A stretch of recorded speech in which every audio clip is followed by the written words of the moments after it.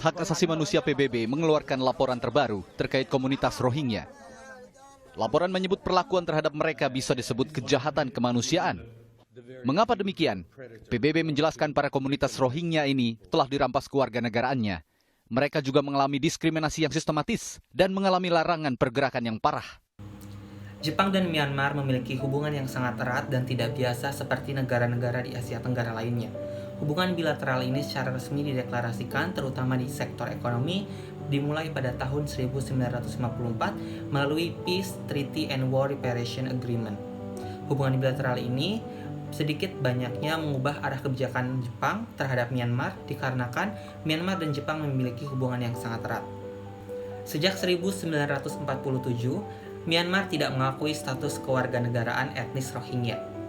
Akibatnya terdapat sebuah keterbatasan dan juga pembatasan berupa konsekuensional serta larangan-larangan terhadap etnis Rohingya.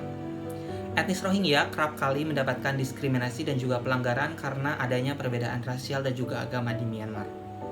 Akibatnya, banyak sekali berupa diskriminasi dan juga pelanggaran-pelanggaran hak asasi manusia yang diterima oleh etnis Rohingya di Myanmar.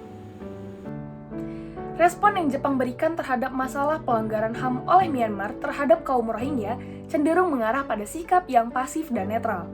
Meskipun pada 1988 Jepang sempat membatalkan bantuan ekonomi atas dasar kemanusiaan, Jepang akhirnya melanjutkan pemberian bantuan yang direalisasikan melalui pembangunan bandara dan pemberian beasiswa pendidikan. Keputusan kebijakan luar negeri Jepang untuk tetap memberi bantuan dan bersikap netral terhadap pelanggaran HAM oleh Myanmar disebabkan oleh dua hal, yaitu yang pertama, Myanmar adalah ladang utama investasi Jepang, dan yang kedua, Jepang tidak mau Myanmar beralih ke Tiongkok.